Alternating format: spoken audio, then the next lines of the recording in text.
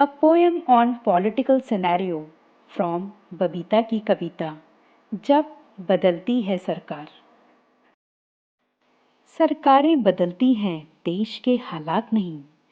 तारीखें बदलती हैं, जनता के दिन नहीं। फिर भी उम्मीद कहती है कि ये सरकार अच्छा काम करेगी। कम से कम पिछली सरकार से तो कम ठगेगी। कुछ दिन बाद होगी सरकार वो मंत्रियों की ताजपोशी, क्योंकि मलाईदार विभाग में जगह पाने की होगी रस्साकशी। कुछ खुश हो जाएंगे, कुछ रूठ लेंगे, कुछ अपने सामर्थ्य से संतुष्ट होंगे कि जो मिलेगा उसे ही लूट लेंगे। मंत्रियों का बड़ा कुनबा लेगा शपथ, क्योंकि हर एक को खुश रखने की है जरूरत। जिसने पार्टी के लिए सबसे ज्यादा सीट दिलाई, उसे ही मिलेगा वो मंत्रालय भैया, जहां है ज्यादा कमाई। आते ही लाखों खर्च होंगे घरों व ऑफिस के इंटीरियर में, जैसे पुरानी सरकार के मंत्री रह रहे थे तबेलों में। इन सब में लगेगी जनता की गाढ़ी कमाई। समझ जाएगी जनता कि पिछली सरकार ही नए चोले में आई। सत्ता संभालते ही शुरू कर देगी सरकार अफसरों की अदला बदली, क्योंकि ये थे भगत सरकार में पिछली। ये अफसर भी बदली रुकवाने के बदले खिलाएंगे पिलाएंगे। अब अगले 5 साल तक ईमान इन्हें ही बेच खाएंगे। ढाल लेती है अफसरशाही हर सरकार को अपने ही रंग में। तरीके बेशक अलग हो जाते हैं खाने के संग में। मिल बांट कर खाने का खेल यूं ही चलेगा। सरकार बदलने से क्या आम आदमी राजा बनेगा? कागजी वादों का दौर शुरू हो जाएगा गिन गिन के। लुभावने वादों के चक्कर में किसान आत्महत्या टाल देगा कुछ दिन पे। पर जल्द ही स्वप्निल वायदों की पोल खुलेगी।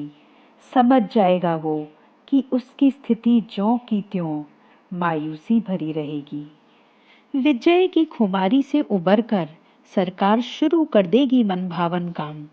योजनाओं, सड़कों व पाठ्यक्रम में डलवाएगी अपना नाम। पुरानी परियोजनाओं को रोक देगी, चाहे हो कितना ही नुकसान। शुरू करेगी अपनी ऐसी योजना जो हो कमाई की दुकान। थम जाएगा शोर जात पात हिंदू मुस्लिम घोटालों का। अभी तो राज करेंगे चैन से, अब क्या फायदा इन बातों का। उठाएंगे ये मुद्दे अगले चुनाव से ठीक 6 महीने पहले। ये मुद्दे तो ज्वलंत हैं हमेशा, अभी तो सत्ता का सुख ले लें।